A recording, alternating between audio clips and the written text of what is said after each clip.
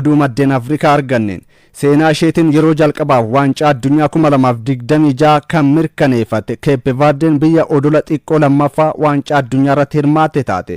Har'a Senegaal dabalatee biyyoonni sadi hirmaannaa argachuuf morkiin godhannee eegama. Dabalata qabna.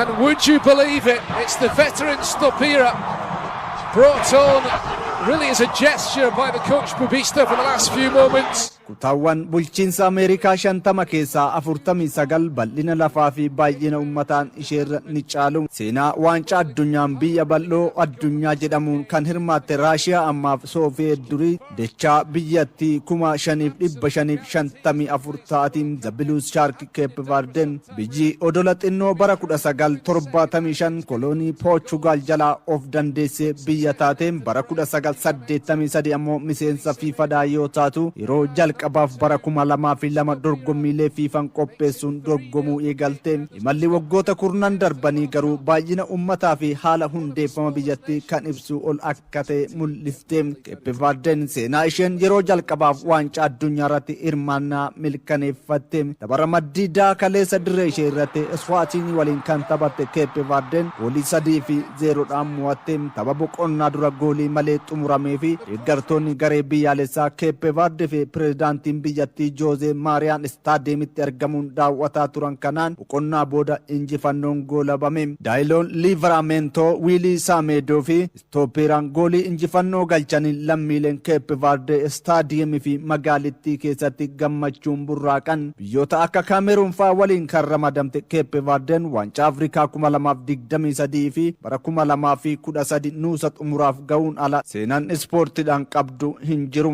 Addunyaarraa sadarkaa 70ffaadhaan atileetiksiidhaan olompikii Paarisiin dorgommii buunyatiin meedaaliyaa naasaa kan argatte injifannoo biyyattii olaanaadhaan. Biyyattii keessatti kilaboota kubbaa miilaa 12 hin caalletu jira. Kun garuu isaan hin daangessine. Erga bara 2018 waancaa addunyaa Raashiyaan qopheessiteen Ayislaandii hirmaattee as biyya xinnoo lammaffaa waancaa addunyaan hirmaattees taateerti. Baay'inaan taphattoota ardiilee Awurooppaa fi Eeshiyaa keessa jiran filachuun kan taphachiiftu biyyattiin. Kanaaf ammoo gaheen diiyaaspooraa biyyoota alaa jiran olaanaa akka ta'e himama. Taphattoonni gara Cape Verde deemanii akka taphatan waamicha taasisu hanga gargaarutti hojii cimaa hojjetan jedhama. Taphataan sarara ittisa gidduu Cape Verde Roberto Pico Lopez waancaa addunyaan biyyoota 48 hirmaachuun Cape Verdeef carraa fide osoo caasaa duriitiin dorgoma ta'e kun ta'uu dhiisuu malaa jedhe. Kanaaf ammoo baay'ee gammanne jecha ittiin ibsu hin qabu jedhe. Lopez taphattoota waamicha diiyaasporaatiin carraa Cape Verdeef taphachuu argatanidha. Extraordinary scenes here. Just look at what it means to the goal scorer, to the supporters here in Praia.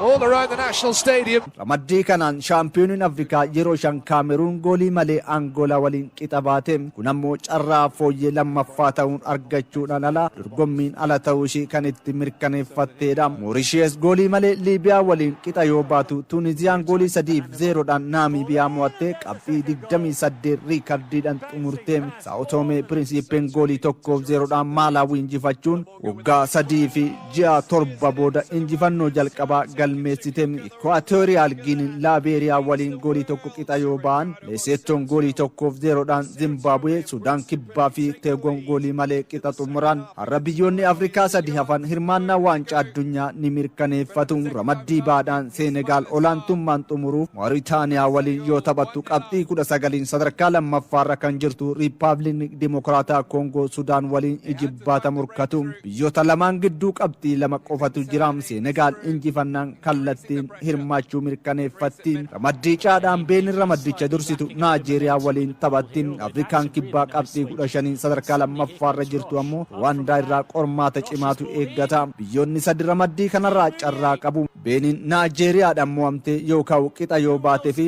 Afrikaan Kibbaa goolii 2 oliin injifannaan carraa darbuu qabdi. Naajeeriyaan qabxii biyyoota lamaanitiin hireeshee murteeffatti. Morkii ramaddii faatiin Kootidiivar qabxii 23 dursuti. Keeniyaa waliin yoo taphattu Gaaboon qabxii 22 sadarkaa lammaffaarra jirtu Burundii waliin taphatu. Ulaalli waancaa addunyaa kanaan biyyoota 48 hirmaatan keessaa hanga ammaa 22 darbaniiru. Afrikaarraa Cape Verde, Gaanaa, Aljeeriyaa, Ijipti, Morookoo fi Tuuniziyaan hanga ammaatti biyyoota waancaa addunyaaf darbanidha.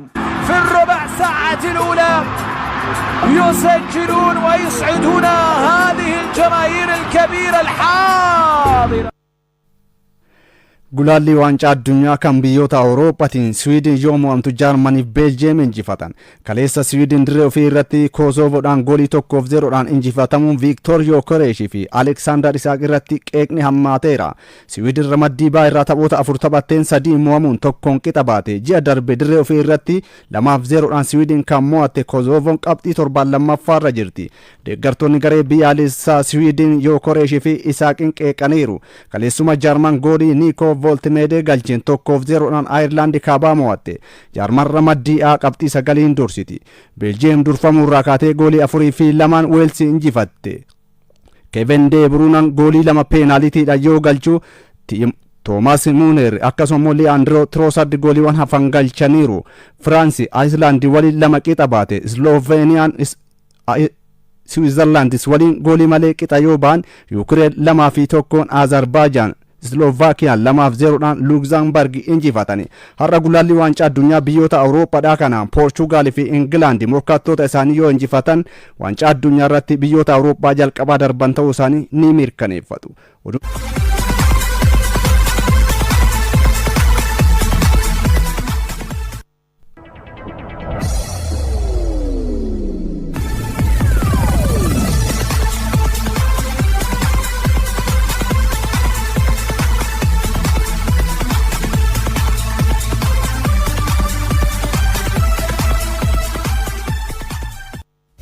Atleetiksiin addunyaa atleetii tiraakii cimaa fi cimtuu bara 2025tiif kaadhimamtoota beeksise. Keeniyaadhaa atleetonni 3 yoo kaadhimamanii atleetonni Itoophiyaa osoo hin kaadhimamin hafani. Atleetiksiin addunyaa fiigicha tiraakii bara 2025tiin atleetota ga'umsa olaanaa mul'isan jedheen koorniyaa lamaan irraa atleetota 5 kaadhimamsiiseera. Dubaraan atleetonni Keeniyaadhaa Faith Kipyegon fi Beatrice Chebet kaadhimamaniiru.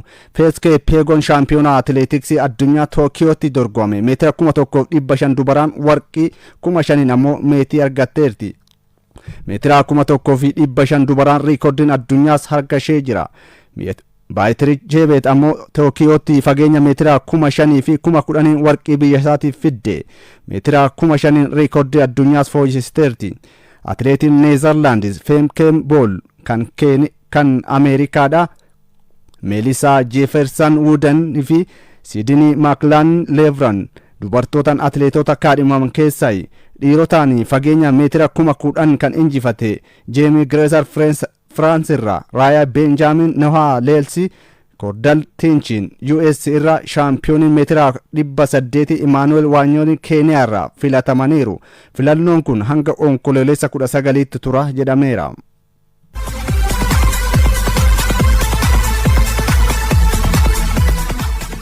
Gulaalli waancaa addunyaa kan biyyoota Afrikaatiin wal qabatanii odeeffannootti yoon darbu Cape Verden biyya jalqabaa yookaan biyya odola xinnoo jalqabaa Afrikaarraa akkasumas addunyaarraa biyya lammaffaa xinnoo waancaa addunyaatiif darbite ta'uu ishee mirkaneeffatteerti. Riikoordii kan isheen galmeessite tapha ramaddii xumuraatiin kaleessa Swaachiinii waliin dirree isheetii irratti kan taphatte Cape Verden goolii 3-0dhaan mo'attee seenaa isheetiin yeroo jalqabaaf waancaa addunyaatii irratti hirmaachuu kan mirkaneeffatte. Maqaan isoo The Blue Shark jedhamuun beekamu gareen biyyaalessaa Cape Verdeedhaa. Ramaddee isheetiin biyyoota jajjaboo warra jedhaman keessaa shaampiyoonii Afrikaa yeroo 5 Kaameroon caaluudhaan qabxii 23 walitti qabachuun hirmaannaa waancaa addunyaa 2026 kan isheen mirkaneeffatte ji'a 8tiin booda dorgommii eegalu kanarratti hirmaachuu isaanii mirkaneeffataniiru.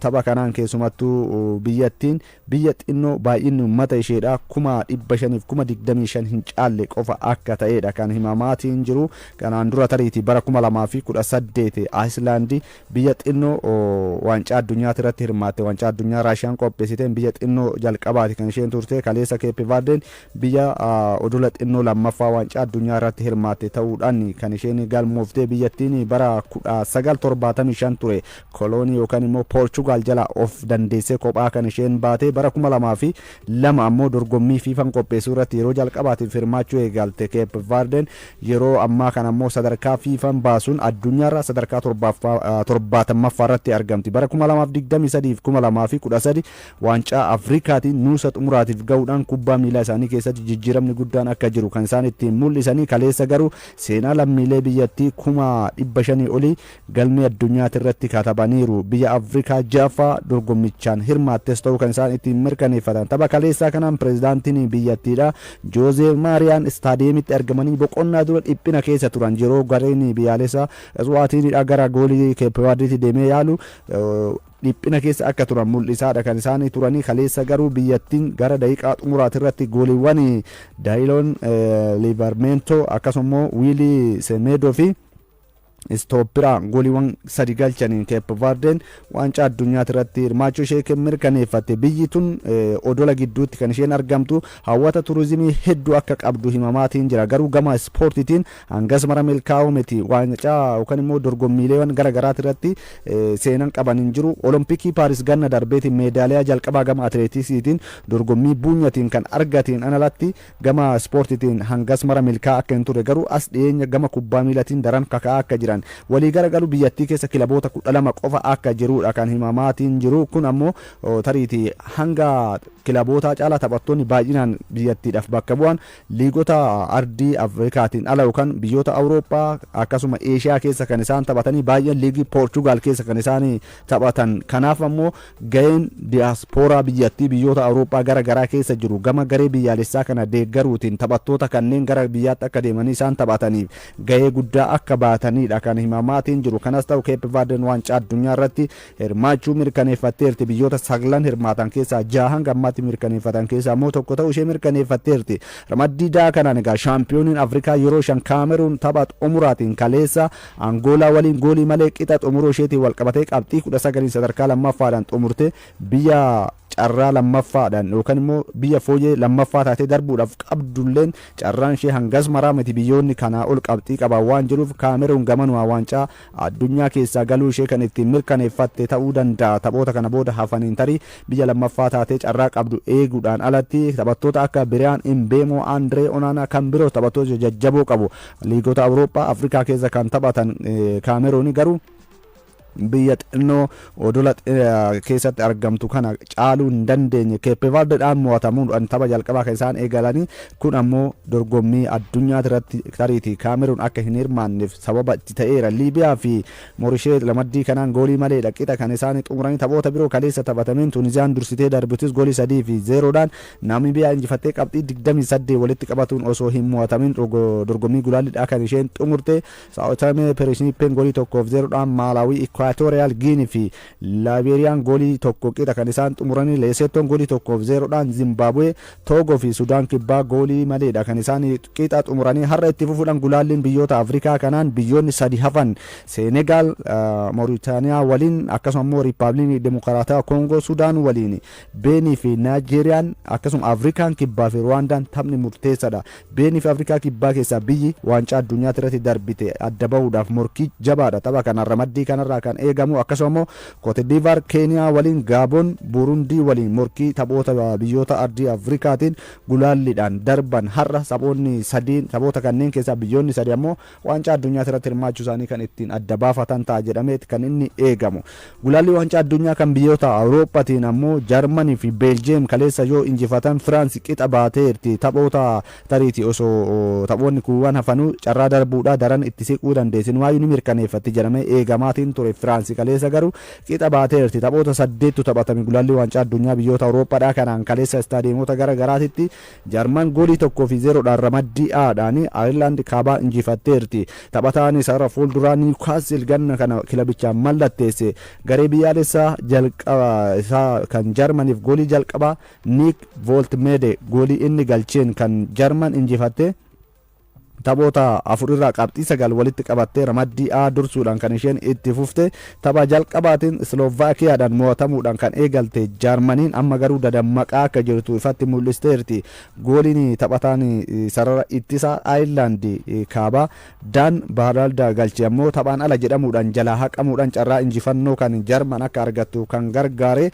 Gama kanaan tariitii ammatti Jarman qabxii 9 qabdi akkasuma immoo Slovaakiyaanis qabxii 9 qabdi. Garaagarummaa gooliitii wal caalanii biyyoonni kunneen lamaan qabxii 9 ramaddii isaanii dursaadha kan isaanii jiranii kaleessuma ramaddii kanaanii Slovaakiyaan goolii 2-0dhaan Luxembourg kan isheen ittiin injifattee qabxii 9 sadarkaa lammaffaarra kan teesse ramaddii jaadhaan Beeljiyeem goolii 4-2 Weels kan isheen ittiin mo'atte tapha Kevin De Bruyne ittiin goobane kanaani Beeljiyeem imala osoo hin mo'atamin eegalte cimsitee itti fufteetti tapha kanaan keessumattuu Kevin De Bruyne penalitiidhaan goolii 2 kan inni galche Thomas Muller akkasumas Leandro Trossard gooliiwwan hafan kan Belgium galchuudhaan gooliiwwan Wales lamaan ammoo Joe Rodon fi akkasumas Nathan Bradhead gooliiwwan Wales galchaniiru. Wales garuu kana booda tariiti lammaffaa taate tapha mo'atanii darbuuf illee ga'uudhaaf carraan ishee dhiphina keessa akka jiru kan namatti agarsiisu. Tapha kanaan taphataan sara qarqara kan Manchester Citydha Jeremy Doku taphataa cimaa taphichaa jedhamuudhaan filameera. Ga'umsa olaanaa mul'isee jedhamuudhaan Jeremy Doku keessumattuu kubbaa inni Thomas Muller mijeessee kenne taphattoota sarara ittisaa Wales gidduu haalli inni ittiin kubbaa dabarse sarara ittisaa garee Wales haalli ittiin jeeqaa ture taphataan kun taphataa cimaa taphichaa akka jedhamuudhaaf isa dandeesseera jechuudhaan taphaan booda taphataa cimaa jedhamuudhaan kan inni badhaafame. Ramaddii kana Mesodooniyaan kaabaa goolii 1-1 Kazaakistaan waliin qixa kan isaanii baanii ramaddii daadhaan Firaansi carraa darbuudhaaf qabdu osoo ittiin fayyadamin kan isheen hafte kaleessa goolii 2-2 Aayerlaand waliin qixa baateerti. Inumaayyuu durfamaa turte Firaansi tapha kaleessaa kanaan hanga daqiiqaa 63ffaatti goolii 1-0dhaan goolii Victory Paalsan Aayerlaandiif galcheen durfamaadha turte boqonnaa dura. Sana booda garuu boqonnaa booda Christopher Nkunku daqiiqaa 63ffaa irratti taphataan Crystal Palace Jean Philippe Mateta goolii jalqabaasaa taphoota lamaan qofa garee biyyaalessaa Firaansiif taphate goolii jalqabaasaa inni galcheen. Sana booda ammoo Firaansi gara dursuutti deebisanii Christian Helsan garuu daqiiqaawwan 2 booda yookaan ammoo Firaansi daqiiqaa 63ffaa irratti goolii galchitee daqiiqaa 2 booda daqiiqaa 70ffaa irratti goolii ittiin Aayisland qixxaattu galchanii goolii 2 qixa baaniiru. Kanarraa ka'uudhaan tariiti Firaansi osoo taphoonni 2 hafanuu carraa darbuudhaaf qabdu daranuu kan ittiin bal'ifattu ture. Sababni isaa kaleessa Yuukireen injifattus garaagarummaa qabxii jidduu isaanii jiru 6 ta'a ture osoo injifattee ture. Sana booda ammoo qabxii tokko argannaan ifatti darbuu ishii mirkaneeffatti. Kaleessa garuu osoo ittiin fayyadamin amma qabxii 10 ramaddii kana dursuudhaan itti fufteerti Firaansi. Yuukireen ramaddii kanaan goolii 2-0dhaan Azerbaajaan injifattee carraa isaanis hamma tokko Firaansi irratti dhiibbaa uumuudhaaf kaka'umsa qaban yookaan hamilee qaban itti fufaniiru. Tapha biraa kan daran taphattoota jajjaboo biyyoota qaban keessaa eegamaatiin ture garuu dorgommiidhaan alaa bira ta'an Siwiidin goolii 1-0dhaan dirree ofiitti irratti Kosovoodhaan mo'amtee dorgommiidhaan ala taateerti. Biyyi taphattoota ciccimoo akka Victor Yokaresh, Alexander Isak kanaan dura taphattoota akka Zalatan Ibrahimovic faa garee biyyaalessaa keessaa kan qabdu ammas dhaloota jajjaboo kan qabdu garuu Siwiidin hin milkoofne waancaa addunyaa kanaan tapha tokkollee injifachuu hin dandeenye. Gulaalli waancaa addunyaa taphoota 4 tokkoon qixa baate 3 mo'amteerti biyyattiin.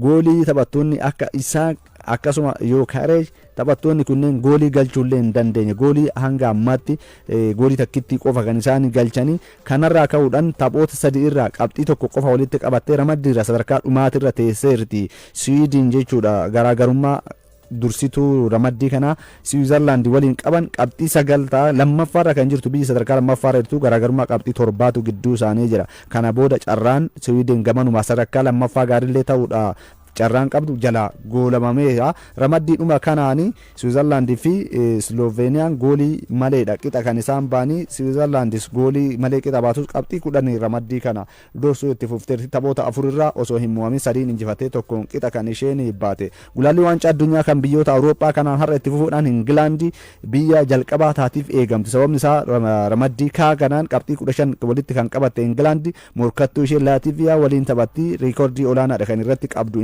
Taphoota 5 hundumaa immoo injifatteetti. Ramaddii kanaanii har'a tariiti dursitee darbuudhaaf carraan isheen qabdu gamanuma bal'aadha. Albaaniyaa sadarkaa lammaffaarra jirtuun qabxii 4 kan isheen caaltu England har'a yoo injifatte garaagarummaa kana qabxii torbatti bal'ifatti. Kana jechuun gamanuma waancaa addunyaatti irratti biyya Awurooppaadhaa jalqaba darbite ta'uu ishee mirkaneeffatti. Biyyootni Awurooppaadhaa hanga ammaatti darban tokkollee hin jiran gulaalli waancaa addunyaa kanaan hanga ammaatti walumaa gala Keep Verde kaleessa darbite dabalatee biyyoonni 22 waancaa addunyaatti irratti hirmaachuu isaanii kan isaan ittiin mirkaneeffatan Afrikaa, Ameerikaa kaabaa, biyyoota Eesiyaa akkasumas Niwuziilaandi fa'aa kan waancaa addunyaa kanaaf darban biyyoota Ameerikaa dorgommicha qopheessan 3 Meeksikoo, Kanaadaa fi US dabalatee jechuudha.